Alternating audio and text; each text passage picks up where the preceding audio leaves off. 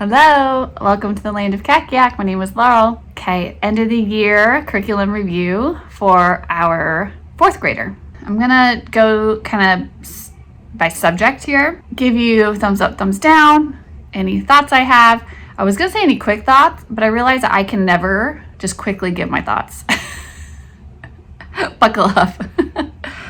Okay, so let's start with, every morning we start with our everything else notebook. He's on level 3. I'll be working on making some more levels of these notebooks this summer. That's my plan.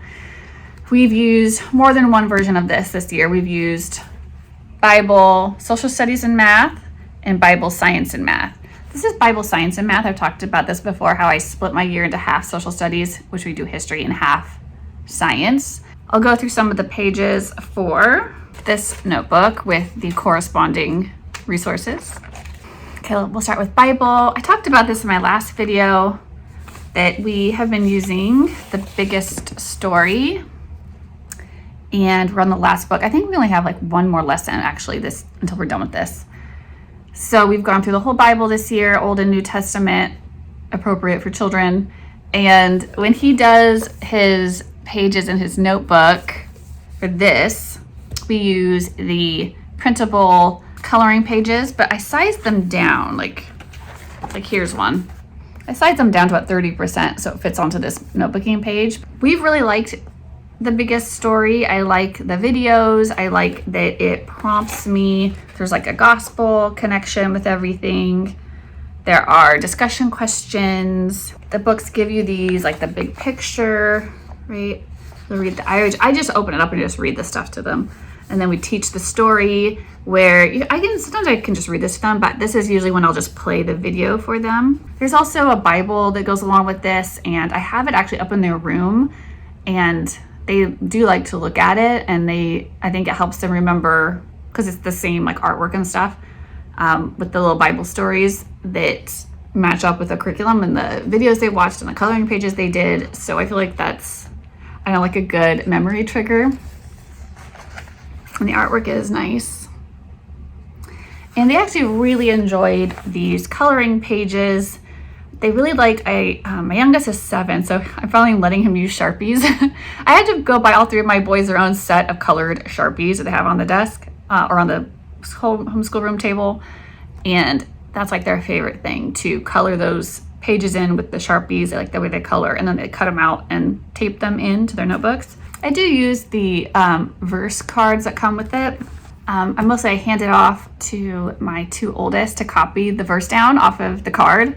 But I don't personally do a real big focus on memorizing verses, really. I guess I read them to them, we talk about them. But we are moving on to like a new story every day. That's the way I'm using. I know a lot of people use that curriculum like all week. They'll do one lesson like to cover all week. And I don't. We just go to the next lesson every day. So we don't really get a chance to memorize the verses. But that's the way I wanted to pace it. So I'm fine with that. We did take a break for a little while, and I read between the book we're on and the last book, Little Pilgrim's Progress, the first half, like the first of the 2 books that are in this story. And when we did that, we just did a little notebooking. Let's see, how did his look? Oh, here's one. He just did in his own illustration from the story that day. This one the chapter was Simple, Sloth, and Presumptions, chapter 12. So that was actually their favorite thing we did. We also sometimes I would photocopy the illustrations out of the book, and he could color them in and put them in if he wanted. Because this particular one, they're not colored illustrations, so you can color them in. So that's what we did for Bible this year. It's been good. I like it. I really did like Little Pilgrim's Progress. I really liked the vocabulary that it brought up, because all the characters are named, like virtues or vices. And it was useful to talk about, and just good for vocabulary too, right? Then for Science, we're doing Science in the Beginning from Brand Builders. Also, big thumbs up. Really like the experiments. If we ever don't have something to do the experiment, I don't have time, I have been able to find on YouTube demonstrations of basically the same experiment.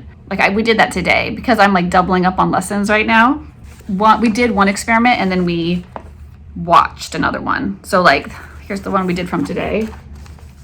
So we did 2 lessons. So I just wrote, the 2 and cut the paper in half. We're doing something on sunspots and you were supposed to look through binoculars. And I was like, I don't have binoculars. Or if we do, I don't know where they are. So we found somebody else who had made a little solar filter and put it on their binoculars and looked at the sun, and you can like see the sunspots through it. So we just watched a video of somebody who'd done that.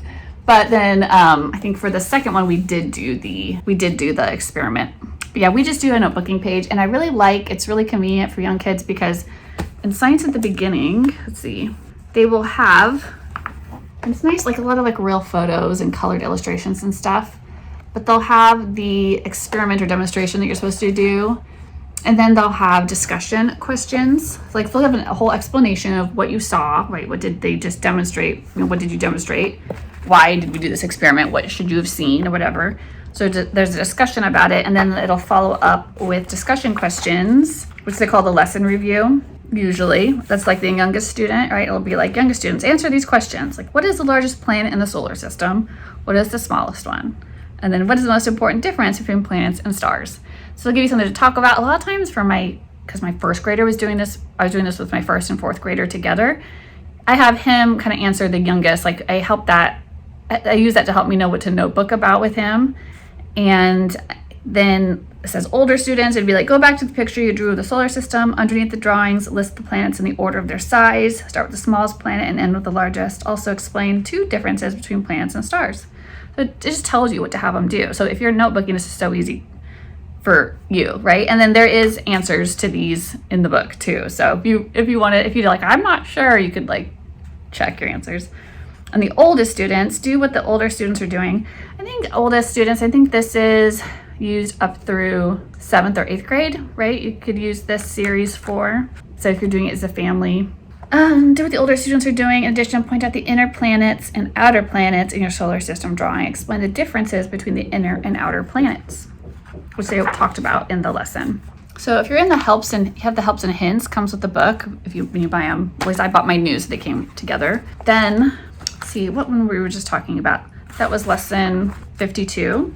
So I could go to lesson 52 and it would have, the answers for me there. So I could have this just open with me while we go over that. There's not any like quizzes or tests with this book. And I think for this there's a certain series that this is part of. So Science at the Beginning, Science in the Ancient World. Is there 6 of them? I think there's 6 of them. I bought them all. But anyways, these ones don't have like quizzes or tests. So, which I prefer. I just feel like in elementary school, I don't need to be like quizzing or testing them. I'm just introducing them to this kind of information. And, things get more serious, in the later upper level courses. I should have mentioned it is a Christian worldview. And Science in the Beginning, so the theme of it is like the 7 days of creation. So they're going through the first day of creation, But it really doesn't give, if you're like an older young Earth person, so far I haven't seen anything that is directing you one way or the other.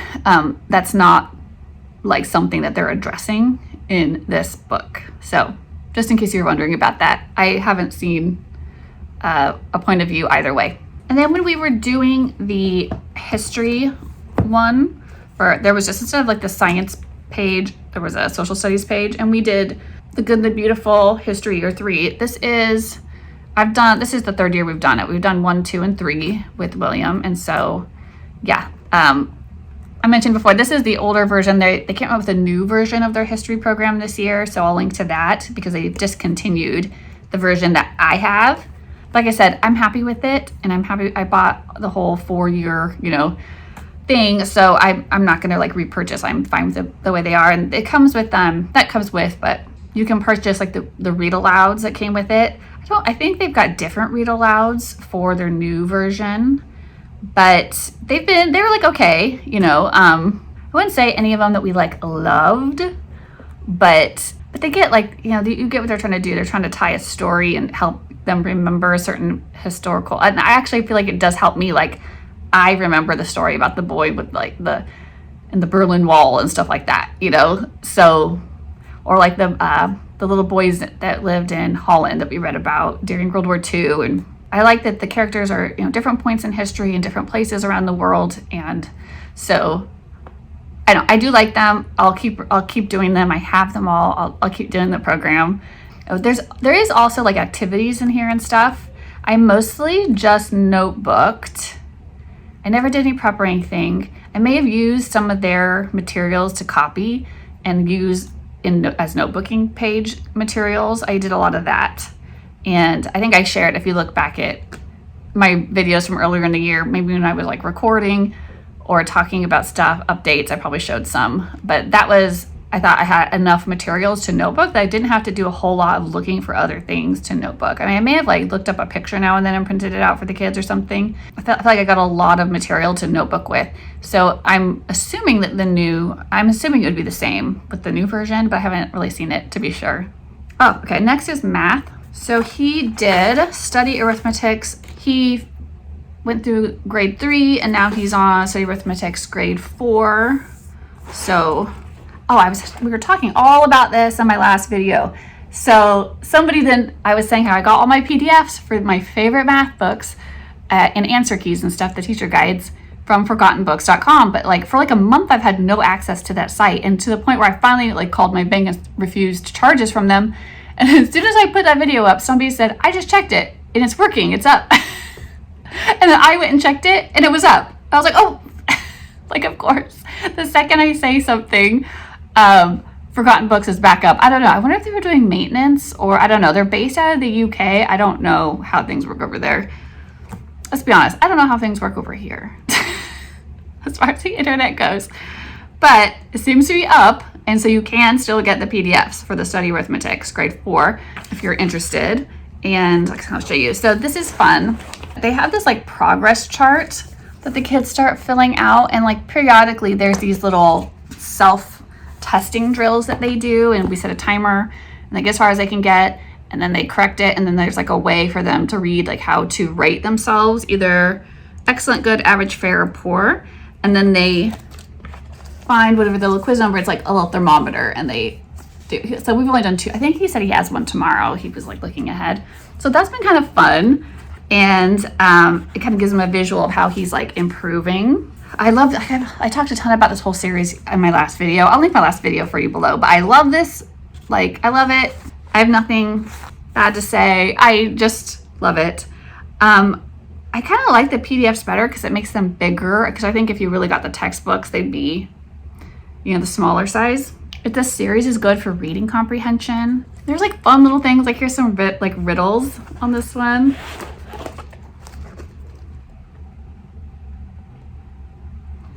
Anyways, I just love this series. That's all I can say about it. I love it. 2 thumbs up. Oh, and this is my teacher's guidebook. I took 3 of them and bound them together. And then I just put little tabs. So this was, the answers for whichever level we were in. All right, this is grade 4. And then I put a little tab for where he is in his book. So you can just easily open it up and check his work. Okay, that's going really well. He's largely independent. Like, I'm very impressed with how independent he is with his math. We also do, I went through his whole basket and like pulled everything out of his little like homeschool basket that we do. I also have like I always use my laundry sheet boxes to put things in. But he also has been doing, we'll share, his math fact flashcards. And I have these are just like printable ones you can get. Because I wanted them smaller for multiplication and division. And just like as new math facts were being added into his math, we kept adding it to his like pile, right? And then this is like his mastered pile actually. And I just move it to the back when he's done. But he was doing that almost every day. He kind of forgets to do it sometimes. But as long every once in a while I'll be like, hey, we need to like do your math fact flashcards and make a right pile, wrong pile. So I believe this was his wrong pile. This is what he's supposed to be doing in theory every day as a warm-up.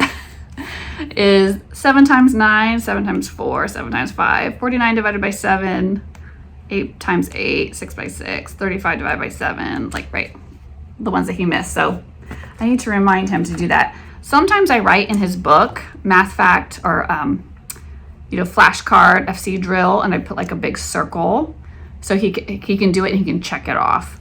He does his math in his math pages in his notebook. So what did we do so far? We did Bible, history, science, and math. They were all thumbs up for me. It was like a great, like the morning, and then we do all that stuff in the morning, and then I do all my language arts stuff after lunch. Yeah, the mornings are so fun. Like we're having such good mornings around here. Oh, one thing I do keep around that I think is helpful is, of course, rulers. But I like this geometry template, and we've used this quite a bit in like our notebooking and stuff, especially for our science pages. Like we've used it a lot for different size circles. They also like to use it just when they're like drawing and stuff. So I think this is a worthwhile little thing to have in your homeschool. Okay, so let's move on to the like language arts stuff.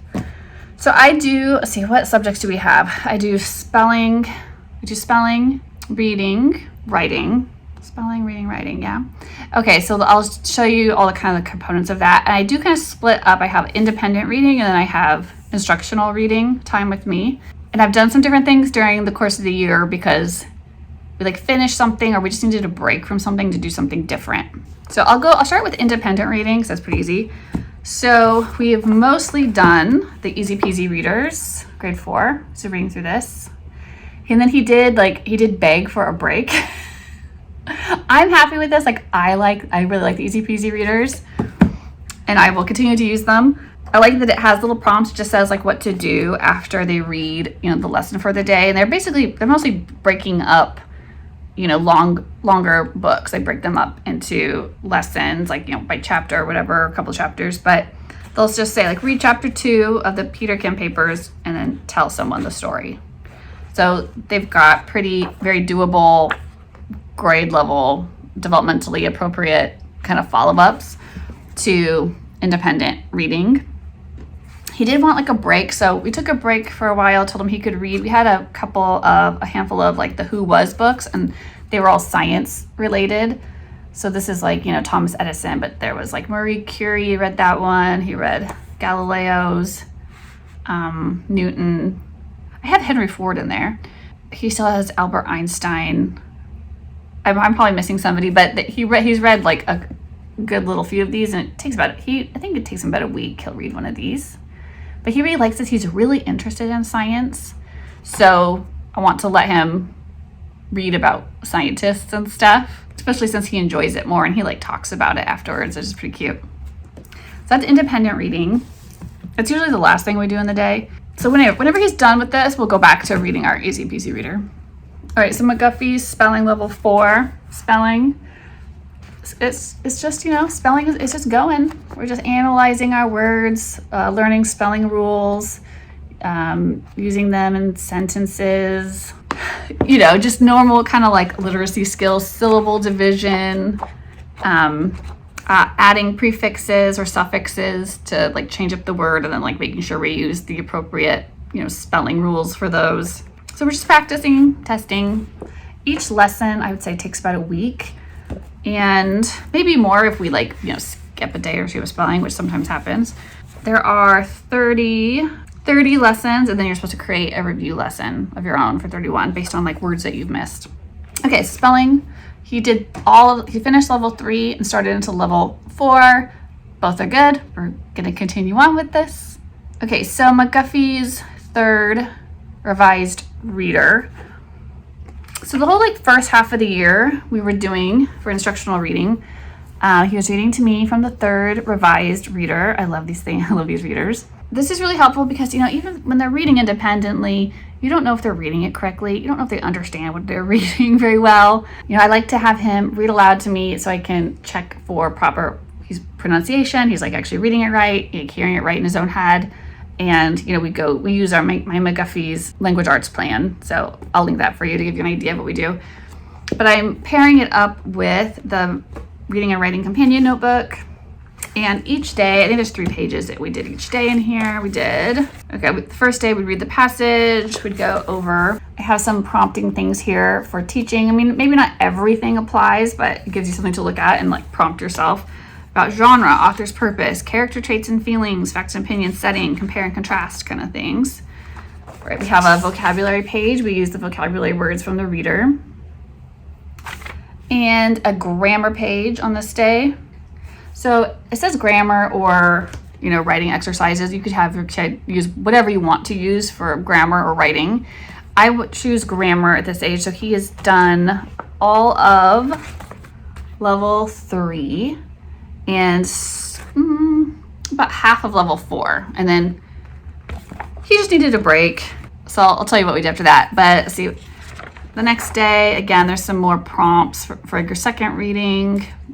You do some more vocabulary words, writing, which I do grammar. More prompts. So basically, there's like a prompt, a vocabulary page, and a writing for each one for the first 3 days. And then the 4th day, they write a summary. And I always love to see what pictures they do. And then vocabulary words. They're still working through their vocab list. And then grammar, right? So I don't write in the grammar books. I have him do the exercises into his notebook.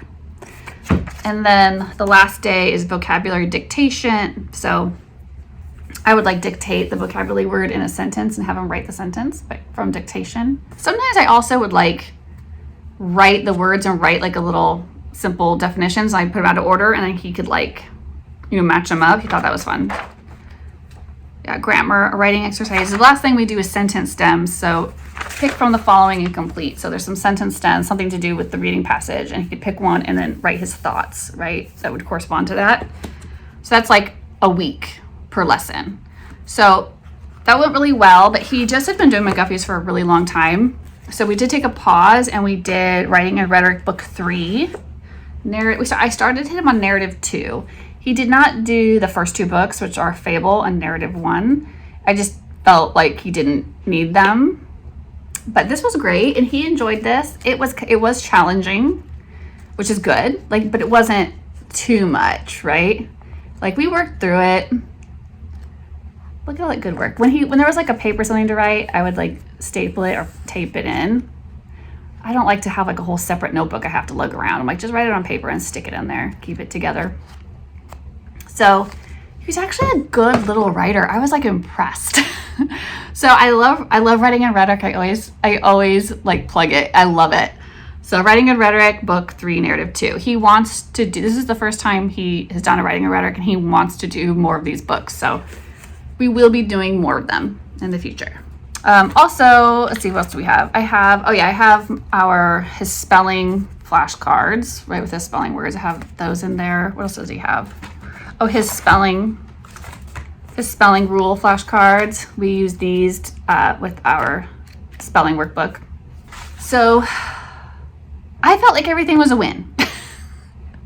Everything was a hit for us. On my side, we had a good year, and I have no complaints about anything that we used. Let's see. For the summer, I'll tell you what I'm planning on having us do.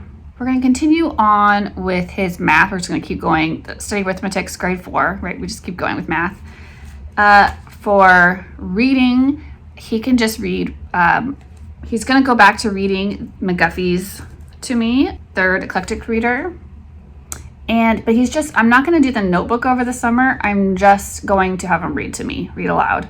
And we'll just, like I said, I like to just stay on a lesson until they can read it, they know all the words and they can read it smoothly.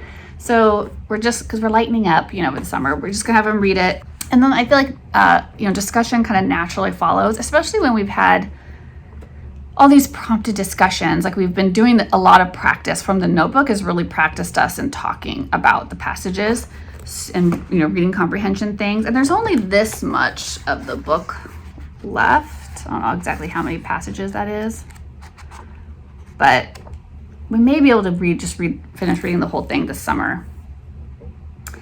And then for writing and grammar, so since I'm not doing his companion notebook, I'm gonna have him actually do stories and grammar, and this is one of my resources. And I wrote it for him actually when he was like in the 2nd grade. I thought I could do this, and we tried it, and it was way too hard for a 2nd grader. But then I was like, you know what? Now that he did narrative, like story writing, he did this. I was like, I think we could come, and he's done more grammar, from gentle grammar. I was like, I think we could come back to this, which is like using grammar, in story writing. And so we've only been doing it for about a week. I've already started it though since we finished writing and rhetoric, but since we're going to be doing this over the summer. So for language arts, anyways, we're enjoying this so far. We're just doing like a page a day or so, and it's just working in like expanding sentences and using adverbs and things like that with rewriting commonly known like fables and fairy tales. And then he's just going to continue on with his spelling, like easy, right? So he's just going to, for language arts, read to me once a day, do some spelling, do some story and grammar writing, and his math. And that's all he has to do. So we should be done by lunch, right? We just do a little bit in the morning. And if he wants to do any pleasure reading, he can do pleasure reading. I am also reading to the kids in the evening the Miss Mantle Chronicles, which I showed you in my last video. And I'll link that video for you below in case you want to see those a little bit more up close and a little more talk about those. We're only on book 2 of 6, but we're really enjoying them so far, and it's a good end to the day. That was our year. Those are my thoughts. Those are our summer plans. And I'll be back in my next video to talk about my 8th graders year. Bye.